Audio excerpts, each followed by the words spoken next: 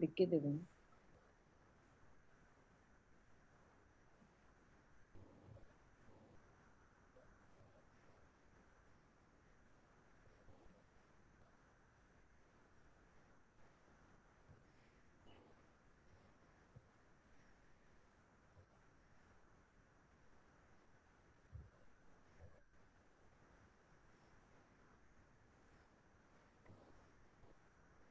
Please,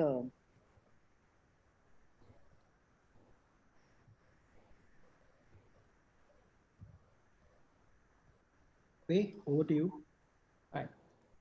Okay, so we're live. Good evening to all of you who've tuned in. It's a pleasure to have this conversation. Now, this is part of TEDxGateway's webinar series. Of course, the larger theme of the entire webinar series is that the world has changed, and has it ever?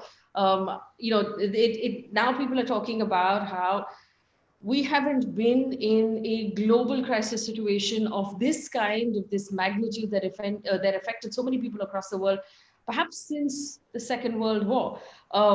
Everything about how we live has changed, especially in India as we enter now week 4 of our lockdown. This particular conversation is part of TEDx Gateway's sort of attempt to bring experts and visionaries and thought leaders into your home, part of that continued effort to continue dialogues and bring in insights and ideas. I think the fundamental idea is to just get us all thinking about the various things that we have going on in life right now. So we're currently live, I am told, on TEDx Gateway's Facebook handle, Twitter handle, TikTok handles, first post, and of course this webinar for all of those people who did tune in. Lots of chats coming in, so I'm going to bring in my guests as well, who have some very interesting ideas to share with us. But keep the questions going, because immediately after they've each spoken, we'll also take questions from the audience, and that's fundamentally the point of this entire purpose, is to just start a conversation. We're talking about mental health and how every mind matters. Like I said, the world has changed drastically, and we are currently in a crisis that's affecting every single individual across the globe. Um, there are perhaps more cases now of people facing anxiety, depression, loneliness, helplessness, hopelessness than ever before. Being locked in when you live alone is tremendously stressful. And as we know, all human beings are fundamentally social beings. We need to be able to communicate with the pack in order to maintain our mental health.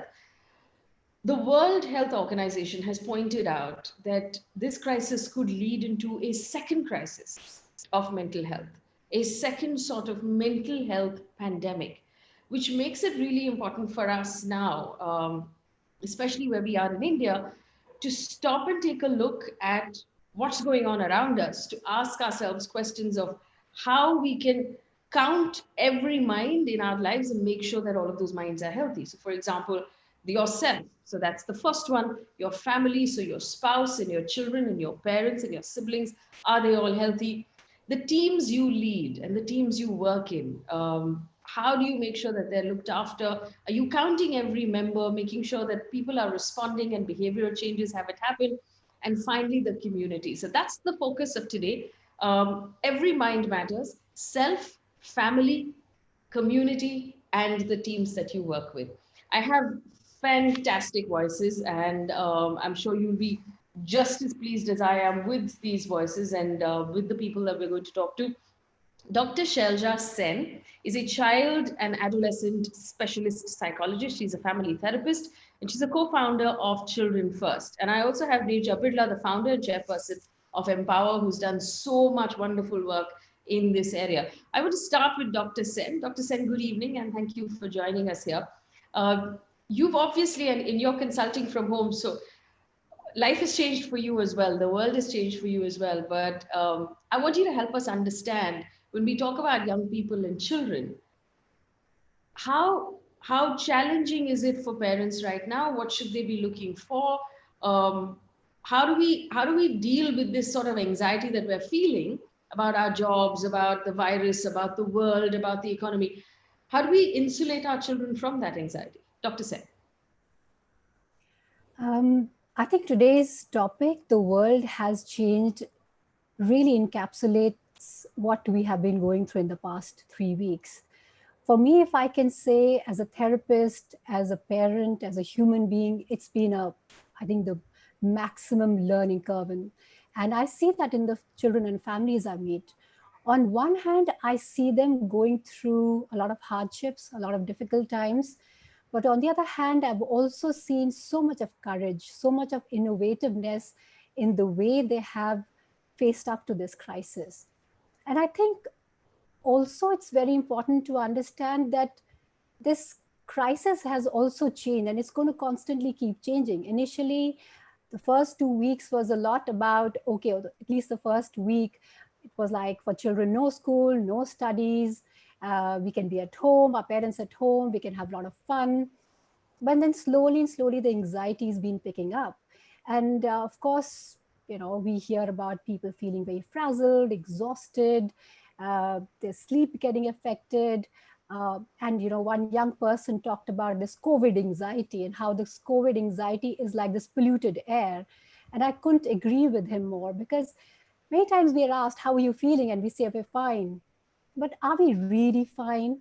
Because, like the polluted air, it's around us all the time. We read the news, we talk to each other about it, constantly our updates on WhatsApp, social media, and it's like static, which is draining us slowly and slowly. There's a lot of stories of doom and gloom, catastrophization, a lot of fear mongering propaganda that goes on. And the way it impacts us is that it starts making us feel very helpless. And that's a word I'm hearing a lot of nowadays, a sense of helplessness, a sense of hopelessness. When will things get better? Our minds are completely crowded with the worst case scenarios. There is a tendency in such times, when you're going through such difficult times, to criticize others or to shame others. And as far as children are concerned, they're not passive recipients of trauma or adversity. When they go through difficult time, they find their own very, very innovative ways to deal with it. And I've been witness to such amazing stories from children, how they are dealing with it. However, having said that, it's also important to point out that children, like for us adults, sometimes we can't really pin or really talk about how we are feeling. For children, it's very similar. They can't at least I can say, as an adult, I'm feeling low today I'm feeling anxious, I couldn't sleep last night, I wonder what's troubling me. Sometimes children find it difficult to express that, because first of all, they can't approach adults because they see adults themselves going through so much of difficult time. They see stressed adults around them, and they themselves don't have words to express themselves. And if you see what's really happening, the choices for children in terms of the spaces they had, they can go to school, they can go to parks, they can go to friend spaces, they have got limited. The kind of things they can do, the kind of things that gave them joy and pleasure, that has reduced a lot. um, Eating out, something as simple as eating out, Mm. or doing things that they find fun, is getting more and more restricted. And I think the toughest, it's very important to highlight here that it's toughest for people who are themselves going through mental health difficulties. When we talk about all kinds of minds, we need to keep in mind young people especially, who are going through depression, who are going through anxiety. In therapy, we always tell people who are struggling that go out, meet friends, do active things, and that's part of their treatment process. Now, what happens if they are stuck at home when they don't have many choices? Or what about families where they are struggling with some kind of disability? It could be a child who has autism, a child who has a physical handicap.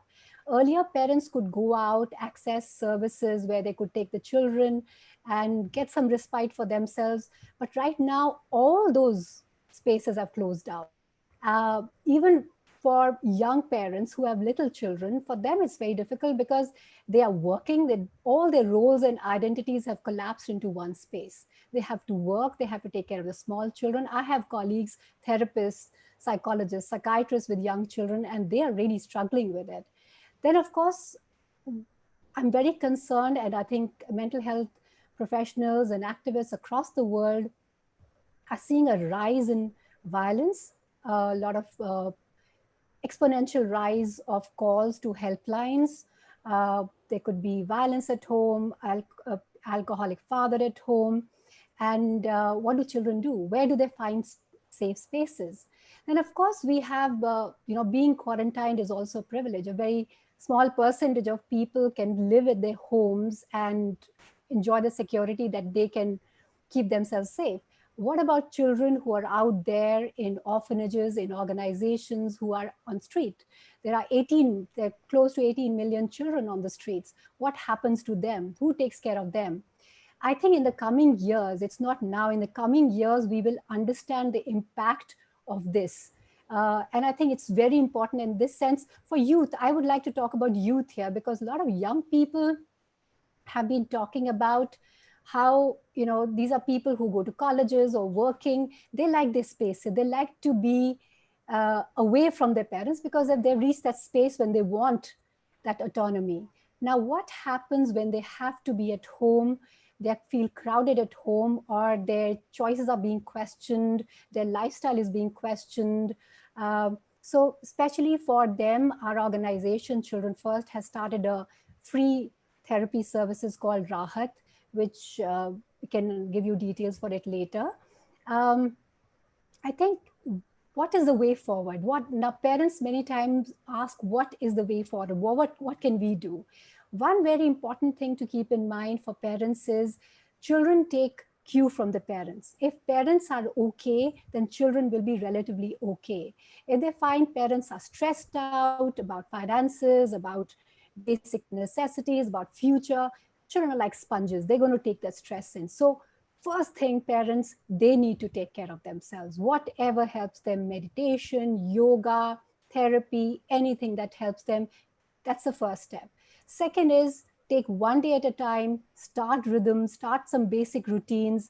But having said that, I would also say, tell parents to choose your battles, because right now we are all surviving a pandemic. For them, they have to lower the expectations, Yeah, schools also, I would say that to schools also, these Zoom classes and these homeworks, you have to, parents can't be teachers as well as parents and doing their own jobs. So here we really need to let children be a little, and find places, find spaces where children can enjoy themselves, where children can participate in household chores, where parents can find that balance, which is very important.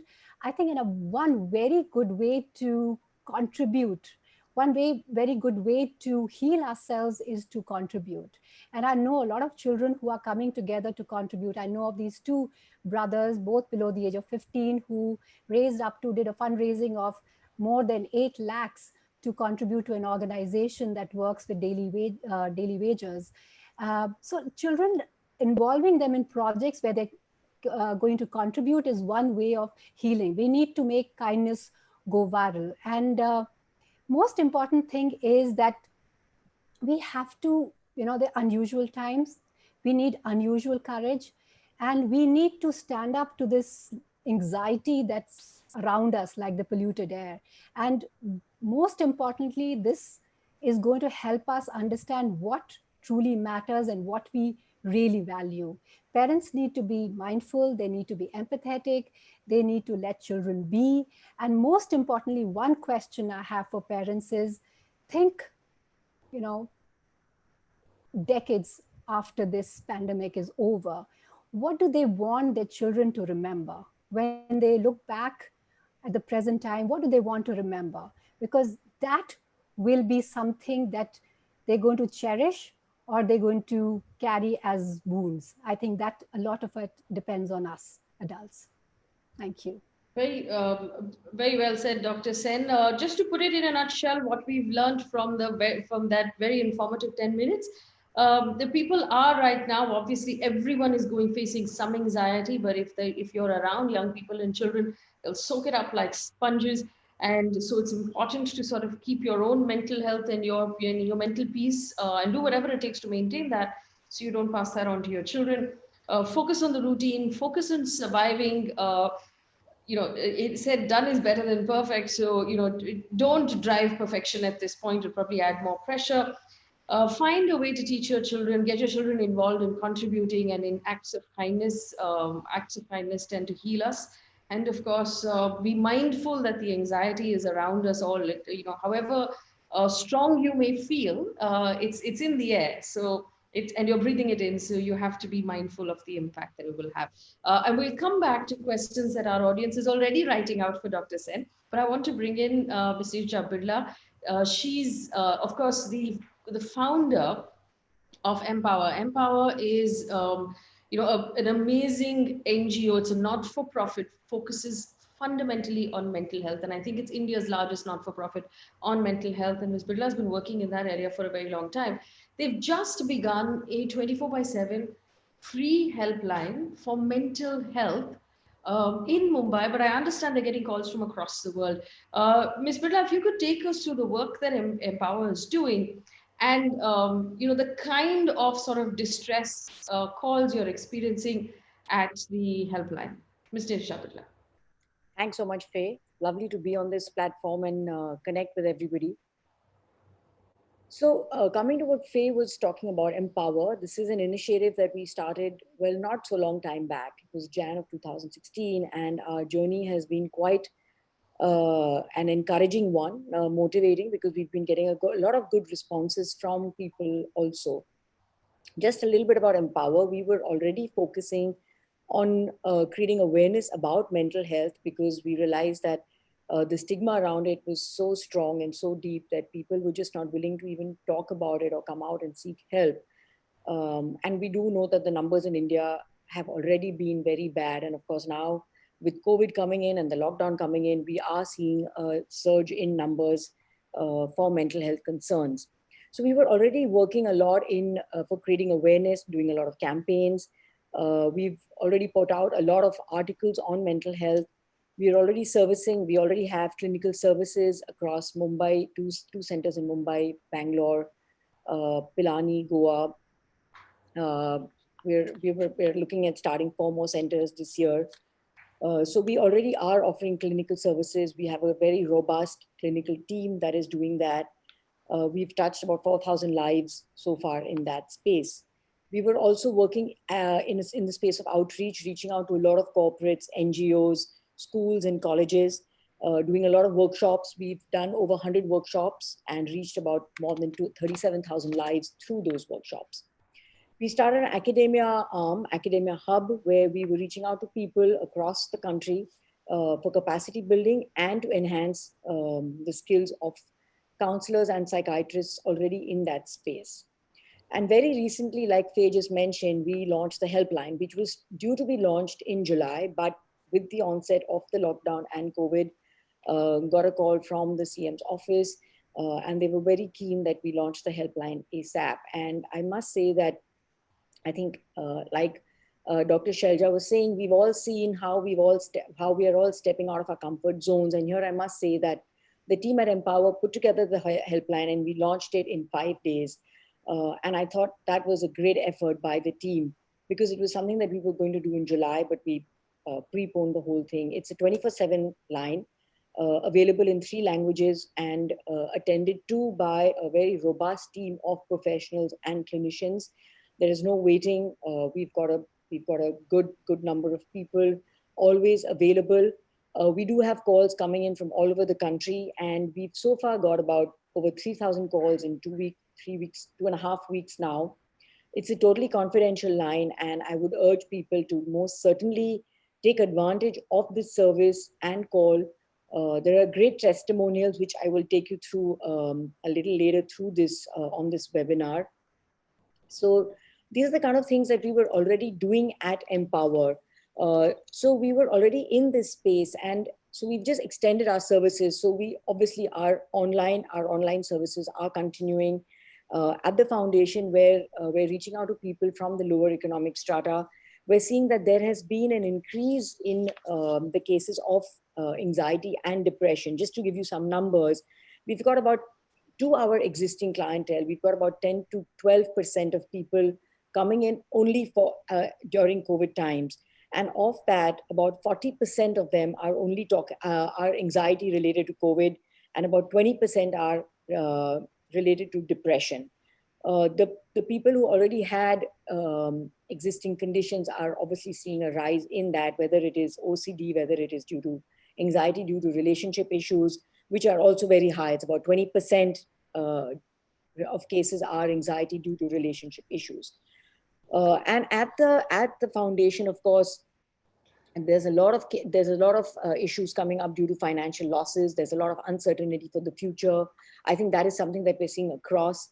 A lot of, like I was saying, a lot of cases which have gone up due to OCD. In children, of course, like doctor was saying, there's a lot of issues because of restriction, because of authoritative implementation of rules by parents, lack of interaction. Social isolation is something that we are seeing a lot of as well.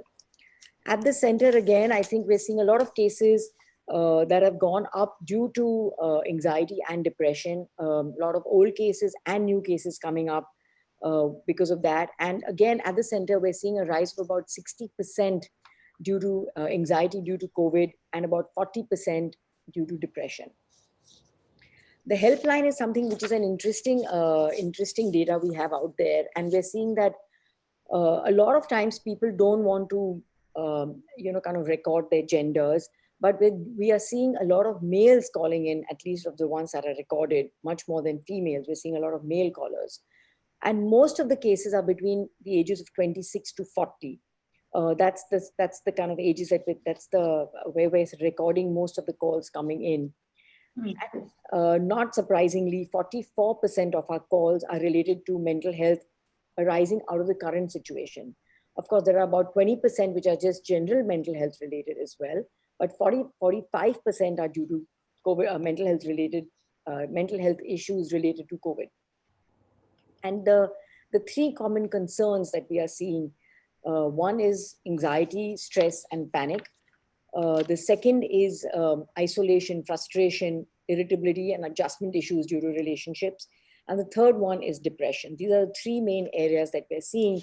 And just to give you a little bit of sense of what are the kind of concerns and why I'm sharing this, is just to kind of put it out there, is that, since every mind matters, and we do know that every mind matters, these are some of the issues. So if you're feeling something like that, if you're feeling any of these concerns, I think it should put you at rest that, yes, you're not alone. You're not the only one who could be feeling these kind of symptoms or these sort of emotions. So that should put you at ease. Something like, that obviously people are worried about losing their job. People are worried about postponement of competitive exams, unpredictability of future in jobs, pregnancy-related fears, being stuck at a place, being far away from hospitals, difficulty in sleeping, a lot of negative thoughts, being very hyper vigilant about their symptoms, tendency to just overreact because of boredom, which then causes anxiety. These are some of the anxiety-related red flags that we're seeing. As far as frustration, irritability is concerned, there are people that are talking about being irritable with boredom. There's one that's very funny. A lot of times they're saying they're not getting along with their wife or their spouses, and obviously arguments turning into big fights. A lot of headaches. People are frustrated staying at home.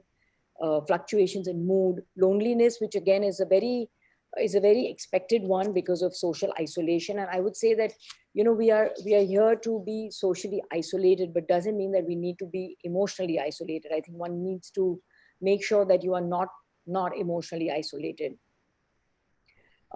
Being in the same space and confined, you're having to spend a lot of time with your family, and that is causing strife to people. That's causing a lot of disturbances. People where spouses or husbands are getting addicted to alcohol, and it's getting very difficult to live with them. The low mood is something that we're seeing also, where there is a lot of suicidal thoughts and suicidal ideation. And that I feel is a little, which is a cause of concern for us at the helpline as well. A lot of depression coming in because of people are distant from their family members. So these are the kind of concerns that we're seeing on the helpline. And that's not really too surprising. we're also seeing we're seeing a lot of concerns coming in from NGOs, and a lot of NGOs are reaching out to us because they want help, again, to be connected by the helpline, because we're seeing a lot of rise in domestic violence. So that's another concern that we are seeing. And that's particularly coming up from the lower socioeconomic backgrounds. Parents and mothers who are struggling with a lot of housework and just juggling, trying to work, the work-life balance is something that we are seeing. So I think these are the basic concerns that we are seeing. And I think if any one of you is feeling that, I think you must realize that it's really okay if you're feeling that. But the point is that you need to acknowledge it and take the right help that is so required. So that's from my end, Faye. Lots more to come up. Thank you. Well, that was very well said. I think that it's striking. A couple of things are very striking. The fact that anxiety and depression have actually caused a spike in the number of calls that are coming in. That we see men calling more than women. That anxiety about joblessness, about addiction or domestic violence. Very real and very real threats to families and to children. I want to take the question back to Dr. Sen, if I may. Dr. Sen, you know, we all love our families, but no one has, we've never had this much face time with each other. So on one end, both speakers mentioned the fact that domestic violence cases have spiked.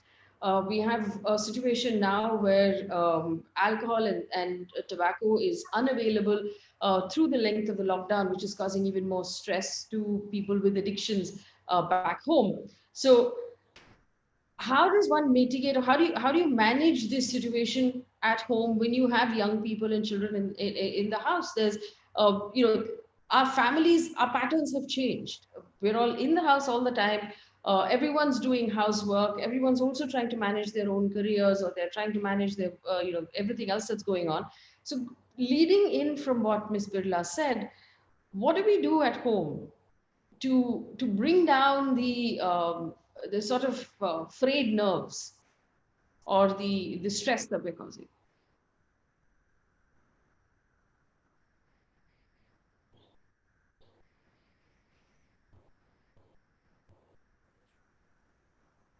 Dr. Sen, go ahead.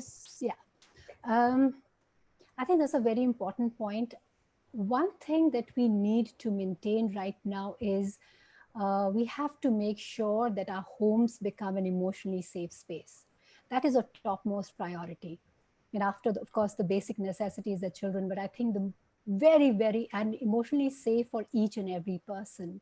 And families have come up with some very, very innovative ways of doing that. So I know a lot of families who say through the day, we let people, especially for younger people, let them kind of go to their rooms or let them be in their spaces, but there's one meal a day that we come together in. Or nowadays we see a lot of young people who are kind of keeping awake the whole night. That's the time when they are connecting to their friends, and they sleep in the morning and they get up a little late. And a lot of parents are kind of saying it's okay. The world has changed, and for us to expect that kids have to get up at 7:30 or 8 o'clock, I'm talking about young, like kids who are above the age of 15, and that's okay. We have to change the way we live. We have to change our so-called following the social norms and see what works for our family. And in this time, for children especially who are unsafe, they have to, many times, like I was talking to this young girl where there's a lot of family conflict at home, and father struggles with alcoholism and there's violence. And she has found different ways to keep herself safe. So she kind of goes and hides in her room, or sometimes she will call her dadi, and they have kind of developed a kind of a code word. So whenever she feels unsafe, she calls her dadi and says that. So dadi will call the dad to distract him at that time, or talking to friends. So we have to find different ways to keep our children safe. But having said that, again, I think I would say to parents, what we really need to do right now is, you talked about perfectionism, and we cannot have the same expectations from children the way we did earlier. If our young people are sleeping in, or there's too much of screen time, by nagging them all the time, you're too much on the screen, you sleep too much, look at your eating pattern, that's not going to help. Let's choose our battles. What really matters is we make home and emotionally safe spaces. We let go of things that really do not matter. And most importantly, when children do come to us with some difficulties, listen to them. Yes. Listen doesn't mean that you're just waiting for your turn to speak. Listen means from your heart, you're listening and empathizing with them, what they're going through. And that communication is extremely important, because right now children want to speak to somebody, and they will not come up to you if they come up to you and you are too stressed out. You have to put your stress aside and really, really listen to them. So I would say we need to create emotionally safe spaces. All right, so for our viewers who are currently on the Zoom webinar, if you look at the bottom of your screen, you will see a Q&A window. It makes more sense to put your questions in the Q&A window and not in the chat window. That's where we'll pick them up from. Ms. Birla, there's one question from Vishal Gondal. It's a really good, it's an important question. How does one deal with the taboo around mental health in society in India right now? And I want to just extend that question, if I may, to workspaces. Obviously, we've all changed the way we're working. We're working from home. So managers are now driving team members, from their respective homes. To handle the taboo that comes with mental health. Also, do you think that there is a responsibility here for employers or managers to keep an eye on employees, look for telltale signs, look for red flags, um, have conversations that are outside of the Zoom call meeting that we have as a group, and actually figure out what people are doing? Ms. Birla. Yes, absolutely, Faye. So Vishal's question is very pertinent, because, and that's exactly what we're trying to grapple with. How do you create this cultural paradigm shift, and how do we alleviate the stigma around mental health? And that's what we're trying to do at Mpower, and we continue to do that, is basically create more and more awareness, educate people about it, make them realize that it's not a personal failing, make people understand that it's important to be non-judgmental towards people, and that it's okay not to be okay, but it's very important to seek help. And the only way to do it is to keep talking about it, initiate conversations, and just normalize it. That's the only way that we can really alleviate the stigma, or at least reduce the stigma as far as possible. And more so now during COVID times. And I must say that I think there are people who are really open to talk about it. We've been talking a lot about mental health. We're putting out a lot of information about mental health and concerns and red flags. And I think people are taking it. Even as far as corporates are concerned, there are a lot of people who are now interested in, asking for workshops, because I think mainly the most of the issues that are faced by employees is around anxiety around job security, and the work-life balance, and feeling content working from home. So we are trying to have workshops and webinars to do with that. And coming to your question about having conversations outside of the workspace, I think it's very, very important. I think it's very, very important to make people feel, to make your team feel that you're in it together. Everybody is in it together, not only just you and I. And I think if we normalize it and make them realize that it is going to pass, I think that's very important. And I think as organizations, if we can put in some measures of, maybe like workshops, or get them help to counselors, get them to talk to counselors, just make them feel that you're looking out for them and you're watching out for them, I think is a very important and a very critical thing at this point in time. Does Mpower have programs right now with corporates? So if there's someone who wanted to link with you to look after their employees, is that something you do? Absolutely. And we're already doing quite a few. And just to give you some examples, is like the kind of workshops that they are looking for and we are doing is, one is, of course, mental health awareness. One is practicing self-care as a necessary life change, mindfulness, dealing with anxiety and depression, relationship management, communicating sensitively. I think that's a very important one. Maintaining a routine during lockdown, because that's another concern that comes up. Parenting during lockdown, particularly about how do you work, and since the lines are getting really blurred between your personal and professional life. So these are the kind of workshops that we are recommending to corporates. And please feel free to reach out to Mpower. We have reached out to 150 odd corporates people are, I do understand that people and HRs do take a little bit of time to come up to speed and respond, but I would urge that let's do it sooner than later. So if there's anyone from HR who's watching this, you might want to pop in and leave a comment, and I'll call that out for you. Dr. Sen, questions coming in for you, and I think this one is really interesting. One of the questions is, how do people cope with job losses? And we have to be we're going into a world where this is going to be increasingly a reality. Either job loss, pay cuts, smaller pay. So having to readjust our lives to reality is one thing. The other question that has popped up, which I think is really interesting, is from Murlidhar Rajamani, who has said, how do you help a family member living by himself far away in a lockdown situation, other than just making the phone calls? How can we help someone whom we care about, who's obviously physically not with us? Dr. Sen. Yeah, I think that's really, really, we see a lot of young people who are working or otherwise because of various circumstances, they are living on their own. We all need a village. We all need our sense of community, and we are hardwired for seeking that connection. And people who are isolated, it's very important that we reach out to them. If they have families, reach out to them regularly. Through phone calls, through various online Zooms, whatever, and it has to be done in a way. It's not like, okay, how are you, and be done with it. It's more like we are that boundaries, like we're sitting across from different spaces and we are connecting. This is something also which COVID has brought us together in a way, isn't it? So we can achieve so much through this. We can achieve so much of connections through this. I know of families where a single parent family with a child who says that now she is making sure her daughter connects to aunts and uncles and grandparents regularly, and her connection to everybody has increased. So it's not just stories of doom and gloom. There are also ways people are connecting to each other in a most amazing way, and which we never thought was possible earlier. I do want to ask you a follow-up question. Beena Shah has popped in with this question. How best can one explain Corona to small children and the reasons for the lockdown without scaring them?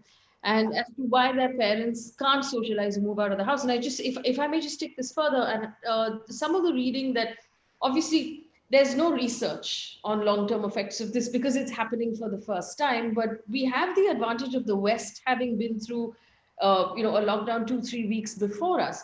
Now, what we figured out apparently from the West is that children tend to panic saying, oh, does this mean mommy and daddy are going to get sick? Or does this mean Dadaji or grandpa is going to get really sick? Or will I get it? Or, all of this. And they start to imagine this sort of virus coming into their houses. They have bad dreams. And they're hearing about it because when you switch on the television or you're watching news or you're talking about it over dinner, it fills the air, like you said. How do parents communicate to children in a way that does not traumatize or scare them? I think, again, it depends on the age of the child. If the children are little, below the age of 10, what they really need to understand is the basic details, not too much of details, because that will be too overwhelming for them. And basic details can be done through stories, through artwork, through so much. And if a child was to be explained that, okay, so this virus is there, and even through drawings it can be done, this virus is there, and maybe there are a lot of people who are affected by it. What are the things we can control? What are the things we cannot control?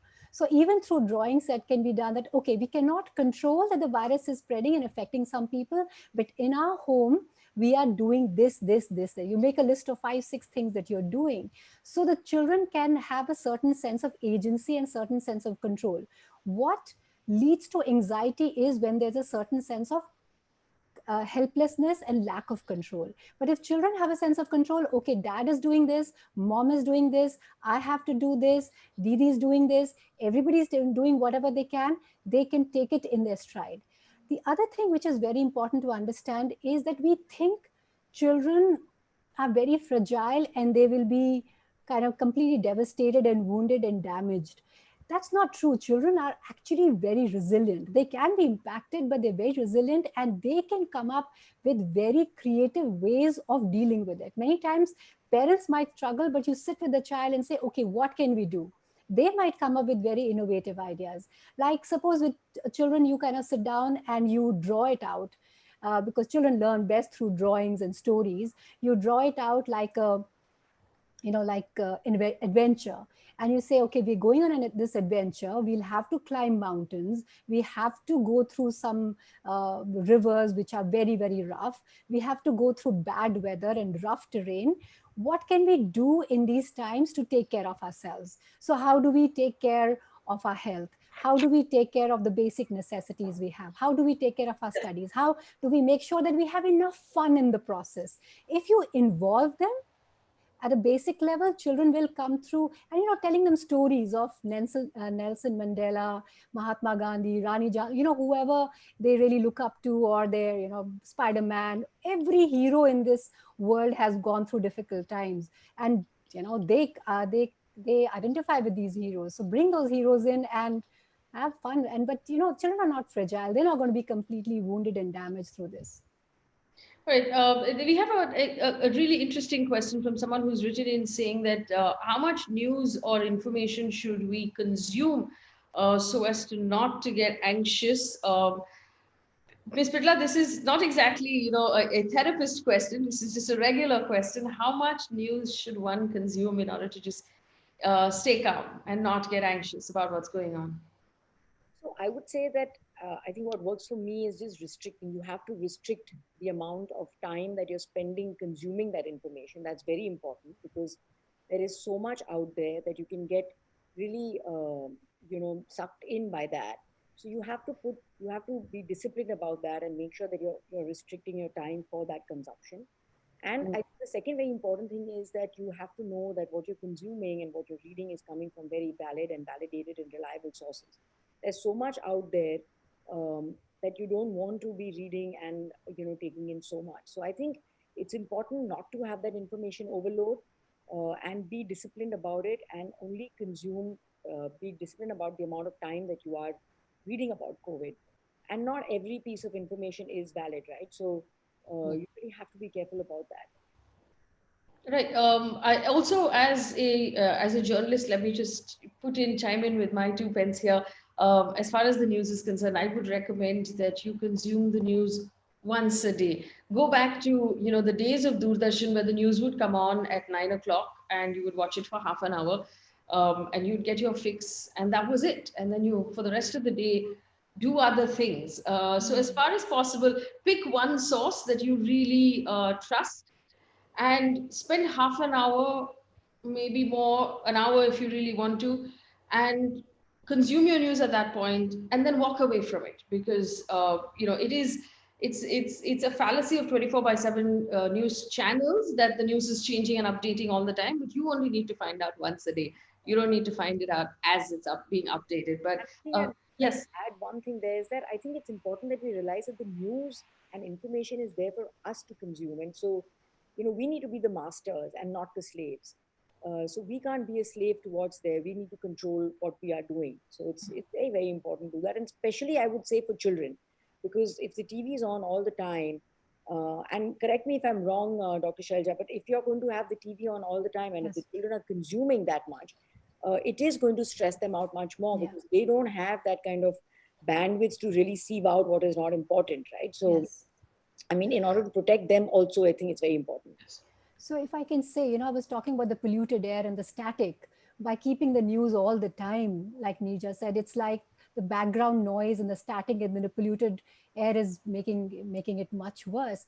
And if I can just add something that I tried for myself, which really worked, was 15 minutes of news, but in the morning, not in the afternoon or evening, because if I was reading it in the evening, my sleep would get affected. So try to do it in the morning, then you can put it aside and walk away. It's super interesting. All right, a couple of more questions, Dr. Sen. This one's for you. Mohit Kalro has written in. He said, how do we pick up signs that our senior citizens, elderly people, loved ones, are maybe experiencing anxiety, depression because of COVID-19. How do we approach that subject? That's one question. There was another question who's from someone who said, how do we deal with children of special needs at this point, autistic children, for example? How do we communicate with them? I'm not sure if I'm the right person to talk about the elderly, but I would say more from my experience rather than the therapist, because I work with children and young people. I think just like any other human being, if you notice any change, if their sleep is getting affected, they're more irritable, they look low, their sleep, appetite patterns are getting affected, or they are talking very negatively, to talking about the future as very dismally, there's a lot of sense of hopelessness. These are signs that person might be going through some mental health difficulties, and maybe you need to seek help. As for children with autism, that's something I can share our experience at our organization, Children First. We run a service for children early intervention center, and when this pandemic broke out, we have taken our services online. So we are kind of offering various modules to parents and children online, which is very, very difficult because, with regular therapy, you can do online. But for little children, it's difficult. But we are coming up with very creative modules where we are asking parents to do some video recording, share it with us, and then we are kind of working with them a very collaborative way. We are doing a lot of webinars for them. So there are different creative ways that parents can seek help. Right, Ms. Birla, there's an interesting question here that's come in. I'm sorry, this thing keeps jumping. So there's a question that says, how do you motivate people remotely? And I think this is one of the things that we're going to face. Managers are going to have to figure out how to communicate, how to inspire, how to motivate people remotely, because this is how everyone's communicating now. We're no longer in a physical environment, so you can't actually, pump up the energy. But it's important to make sure that people are motivated, because 4 weeks, 5 weeks at home, and you start to unravel a little bit. What's your advice here, Ms. Birla? So I would think that I think for yourself, if you are, if you're leading a team, then I guess just keeping on setting your goals and targets and ensuring that everybody is following those targets and timelines, and you being on top of it, I think would help, because when they understand that you are motivated and you are, you're still sticking to your routine and sticking to expectations of targets, and that I think in turn will help them also, stick to their targets and timelines. And I think the other thing is having these offline discussions and just reaching out to them to kind of give the message that you are concerned about their mental health, you are concerned about about the well-being of themselves and their families, and yet at the same time you are still expecting them to deliver. I think that itself is a motivation of sorts. Um, I think, right now it's such a dynamic situation. Every day is different. I think we just have to take a day at a time. We don't know really how this is going to pan out. I do know a lot of people who are actually considering switching to this module of working from home because they're preferring it. So I guess it sort of is working for some people. For some people, it's not. Uh, I think it's just something that one will just have to wait and watch and see how it kind of pans out. Another question that's come in, this one is from Harshini Radhakrishnan, and her question is this, Dr. Sen, how do you deal with a person already having mental health issues if you are effectively quarantined with that person? So if you're living in a home which is already a small space and you are now, sharing that space with someone who's suffering from mental health issues, that can put a tremendous strain on family. Yes. It does, absolutely does. And I think at this stage, what parents can do, what family members can do is you have to be very, very compassionate. So it could be person is struggling with depression, anxiety, OCD, or, in this stage when somebody might be have struggled with addiction and they don't have access to what they regularly use. You have to be very, very compassionate. And at that time, it's very easy to be reactive and be critical of them. You're sleeping through the day, or why are you so irritable? Why are you so cranky? Why aren't you pulling your weight together? Why aren't you helping? You have to be very compassionate. You have to hang in there. And there are three things that I talk about that you really need to avoid. One is being dismissive towards their mental health difficulties. being dismissive and say, you know what, it really doesn't matter, or start defining them through it and think, okay, you're just depressed and that's who you are, or just defining them by that single diagnosis, or dumping every problem as because of you. I think that's very important. Having said that, the carers themselves have to take care of themselves. So they have to define what they can do and what they cannot do. If they can only spend half an hour, 1 hour with that person, that's okay. Make sure you take care of yourself. You do whatever helps you to feel stronger, to feel nourished, to feel nurtured. It's like, safety instructions when you take a flight. First, you have to, lack of oxygen, you have to take care of yourself before you give it to the other person. So do take care of yourself. Ms. Birla, we are getting a lot of questions for you on the helpline number and details on who can call, how they can call, what they need to keep in mind. Would you be kind enough to share those details? Oh, so let me tell you the number first. It's a toll-free number, so it's totally free of cost, and it is 1-800-120-820-050. So that's a toll-free number. It's 24/7. Anybody can call. Of course, we're legally bound to take calls only from people who are 18 and above, because below that, we would need parental consent. Other than that, anywhere from the country, because we are getting a lot of calls from out of Maharashtra as well. And the call will be answered. It's going to be answered either in Marathi, Hindi, or English, of course, the language of your preference. And we have a whole set of trained clinicians, therapists who will be answering the call.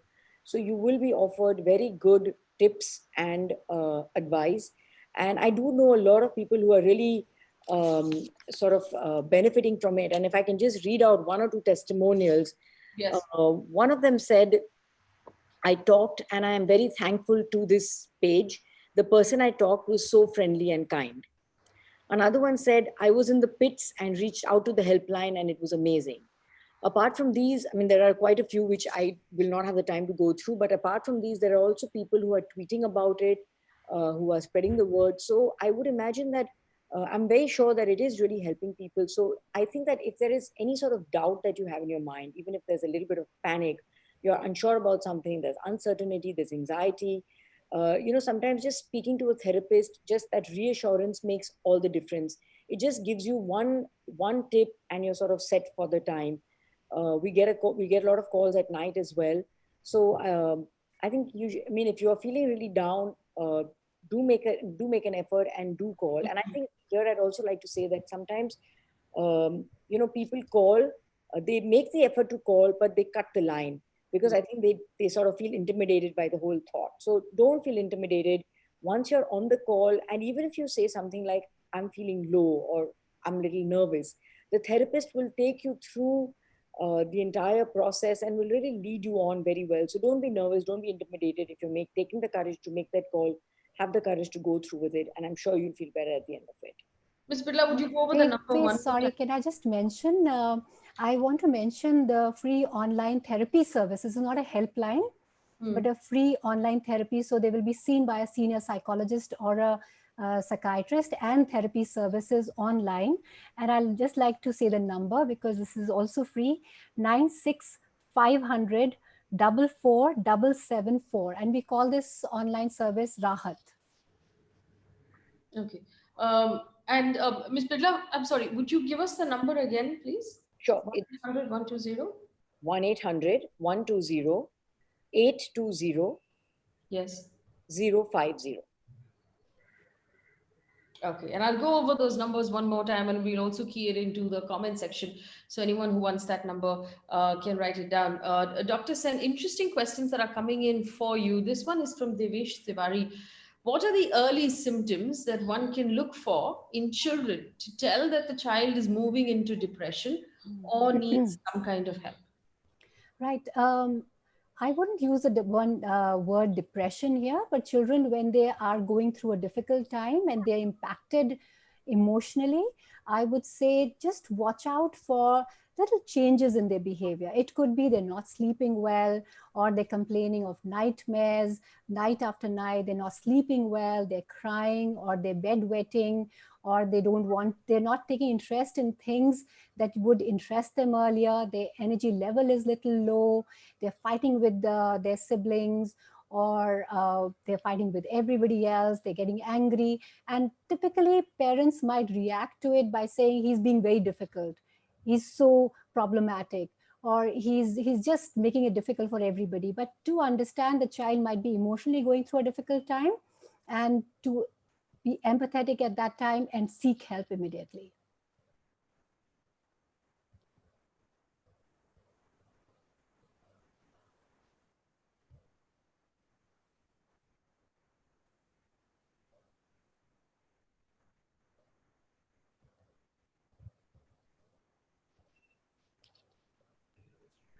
Yes, we've got some very interesting questions, and this one is something that I really want to take in very quickly.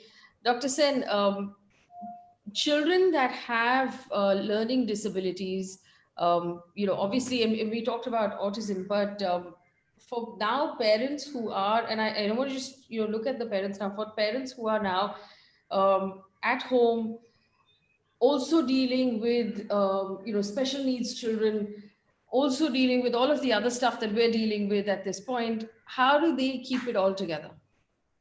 Hmm. Um, I think I might be, saying the same thing again and again. What we really need to understand for parents, especially because I'm dealing with this all the time, because parents will say he's not reading, he's not doing his homework, and the teachers are complaining, is again, most importantly, don't let this time be about studies. Don't let this time be about the child. Okay, I have 1 month away from school, so child needs to pick up on his reading or spelling or whatever. At this time, the focus should be on building your connect with the child. And if you have the connect with the child, you are making sure, like, I talk about the relationship with your child is like an emotional bank account. You're making deposits in it, you're making withdrawals. If you are very stressed out at this time, you will end up withdrawing from it, and the child will immediately rebel, will immediately won't want to do anything that you want to. So first foundation has to be build that connect with the child, be mindful, be empathetic, and be aware, something very simple as every time the child is doing something which is which is kind of a strength, then highlight that, focus on that, and make it fun. Like suppose you're sitting down and reading, make reading fun. Like together we'll sit and read. You read one line, I read one line. You read one paragraph, I read one paragraph. If the writing has to be done, kind of give them newspapers and give them paints and say, okay, let's write on this. Or make it fun. Don't make it all about studies at this time, because otherwise for children there is no escape. They're stuck at home, and all this time they have to catch up on their reading and writing. That becomes very difficult. And let everybody participate in this, so not, it should not be, again, if for dads who are listening, don't let the schooling be only mom's job. Make sure dads dads and grandparents are pitching in. Right. Ms. Birla, I'm getting a lot of questions right now from young people living away from family, what in India we call bachelors. So Shreya has written in saying bachelors living alone have to handle work, pay cuts, and take care of all the household chores and look for vegetables. This is causing them to be anxious. Anusha Sundar says, I'm in Australia and there are a lot of international students here who've lost their jobs overnight, unable to support themselves. They're scared to speak up. They're going to wind up being homeless. There does seem to be, there is obviously a large number of young people living away from their families, and hence living away from their safety net, emotionally, physically, financially, all of that. Um, would you recommend that they seek help immediately, even if they feel fine?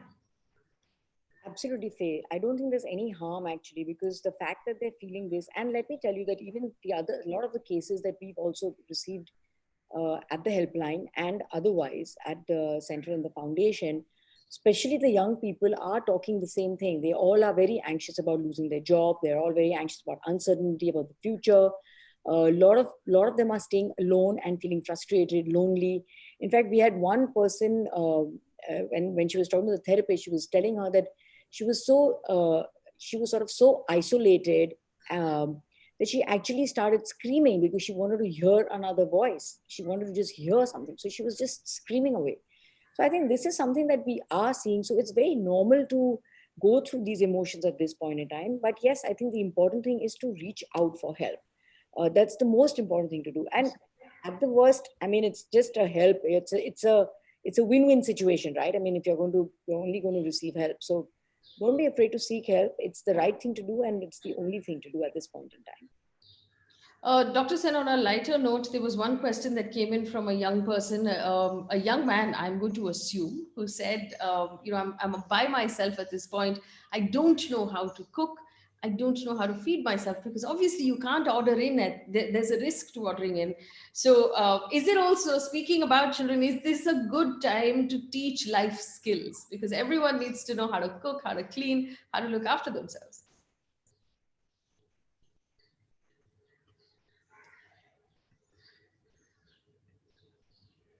Just 1 minute, Dr. Sen, you seem to be, okay, you're okay now. Yes. So this is a wonderful time for all of us. I think not just young people. I think as a country, we are realizing how much we bank upon our domestic staff to do all the housework. And now is the time for everybody to kind of pitch in and make sure that young people, children, everybody as young as 6, 7, the household chores are being divided, some work is being given. Not only are they skilling up, but there's a certain sense of I'm contributing in this whole process, and there's a sense of togetherness, a sense of we are in this together. So yeah, I mean, I'm feeling bad for this young person who doesn't have the cooking skills, but you know what, you have the internet, you go on it, you have amazing YouTube channels on cooking, learn something, and you'll be amazed at how much you'll be able to manage in this time. Well, I only have room for 1 or 2 questions. There are a lot of questions about sleep and the ability to sleep. Ms. Birla, also there are a lot of people writing in saying, I think I need a psychiatrist, I think I need a session, I think I need some help. Is the helpline the answer to all of these people? If they need specific sort of face-to-face sessions, will the helpline then refer them to psychologists or psychiatrists? Yes, of course. If the psychologist and the helpline feel that the person calling, the caller would need help, they would most certainly do that. But having said that, we have our online sessions on all the time. So whether it's the foundation or the center, and I will leave some numbers with you. You can always call up and take an appointment and have a Skype session or a Zoom session with the counselor, with the therapist. Please feel free. You must call and take help. I cannot emphasize enough the importance of reaching out and the importance of feeling that it's okay not to be okay, but it's not okay not to seek help. And that is something that we really espouse for at Mpower. The online call, like I said, the online services are on for counseling, for psychiatry. So you must reach out to that. Right. And of course, there's no taboo to getting help, even if you're perfectly healthy, in your opinion. We still get blood tests done on a regular basis. You still have a general practitioner, doctor, family doctor you go to, whenever you get sick. It's very similar to that. We've only now as a human race understood what a great, part mental health has to play in all of this. I just want to repeat the phone numbers again. It's 1-800-120-820050. This is the Mpower free 24/7 helpline. And for Dr. Sen and Rahat, it is 965-0044-774. Quick question to Dr. Sen. Everyone's asking about being able to sleep well. Yes. Yeah. Okay. I think I'm going to share something that I tried for myself, and I think it really worked. And a lot of other families have found it very helpful also. That make sure evening, try as early as possible to switch off from all screens. That's very, very important, to switch off from all screens, because invariably you're on social media, you're on Netflix, and you go and check up some news and that disturbs you. Try to do some meditation. Make sure in the evening, if you can walk, even inside the house, you can dance, you can walk, you can do yoga. tire yourself out. If you've done enough household chores and you've done enough exercises, you've done your meditation, you will be tired. Make your bed a no worry zone. Make your bedroom a no worry zone. When you enter it, you make sure that you don't take any screens with you. Read a book, spend some, you want to spend some time talking to your husband, your wife, to your children, have bedtime stories, dim the lights, listen to soft music. When you go to sleep, just tell yourself at that time, I'm going to sleep well tonight. I'm going to get deep sleep. I'm going to get up in the morning and be fresh. And if there's some kind of a chant or some kind of even a mantra or whatever you want to make it, you don't have to be religious for this. Just repeat that to yourself. And anytime the thought kind of goes away, you bring back. And middle of the night, many times what happens, many people complain, the middle of the night, they get up and these thoughts, especially 3 o'clock and 4 o'clock in the morning, you wake up and you have these worries crowding your mind. At that time, put them aside, go back to that chant or whatever, just focus on your breathing at that time, if that helps, and go back to sleep. If you can't get up, sleep at all, get up, move out, do something else, do some household work, tie yourself, and then come back. But make sure your bed stays a no worry zone. All right, so make sure your bed stays in no worry zone. I'm going to have to unfortunately leave it here. We've had over 300 questions, and there are a lot of questions in the chat as well. But I hope that everyone who's watching has found this really helpful. Remember, you can, yes, Ms. Birla, go ahead, please. The numbers so that for the callers, in case if people are interested in online counseling, since there was a question for that. Yes. So there are two numbers. One is of the center, which is in Bombay, this is for the Bombay center, and the number is 97028 00044. So that's 97028 00044. This is for the online service, online counseling sessions. And for the foundation, it's 81087 99299. That's 81087 99299. So definitely do call if you need to. Yes. It always helps. Right. So remember to just pick up the phone and get in touch with whoever you need to get in touch with. Seek help. So the first thing, and I think that it's been said enough of times in the last 1 hour, I'm going to say it one more time. It is of paramount importance that you look after yourself first in order to be present and available for your family, for your organization and your team, and for your community. So like Dr. Sen said, that in aeroplanes, they tell you to first put on your own mask before you start to help other people. And it's very, very similar to that. Put on your own mask, make sure that you are mentally looked after and that you're paying close attention to your feelings and your emotions and what you're going through. For the family, try and communicate with your children in a fashion that doesn't, that doesn't cause anxiety. Don't at this point attempt to get all of the maths homework done. Try and relax on that and get through this. It's a time of crisis. And all of those people who keep saying that you need to learn a new skill and read 15 books and also work out in your house, you don't have to do all of those things. We just have to get through this phase together. And finally, for managers and for those looking after teams, make it a point to also reach out to each of those individuals emotionally outside of the work conversation. Make an extra call just to make sure that everyone is okay. Quick phone numbers again before I sign off: 1-800-120-820050 for Mpower, and 96-500-44774 for Rahat. All right, so ladies, thank you so much for giving us your time and being so kind to answer all of those questions. Remember, there are lots of webinars here from TEDxGateway, so take a look at the schedule and pick things that are of interest to you. Yashraj? Thank you for making time for this. This is amazing. This was our first time that we went off business, economy, particularly around COVID, and we did something new. So it was very encouraging. We saw people from Jaipur, Sydney, Milan, everywhere possible joining in. It just shows the power of the internet and great content. Thank you, Faye. Thank you, Shelja ji. Thank you, Neerja ji, for taking time out. And I'm sure people will go back and tell everyone that it's okay to speak up, it's okay to share. And you should, if you have a concern, call up these helplines or talk to someone, but just don't keep it inside yourself. All right. Thank you again. Thank you. Good to have you guys. Thank you. Thank you. Thank you so much. Really enjoyed the session. And it's a wrap.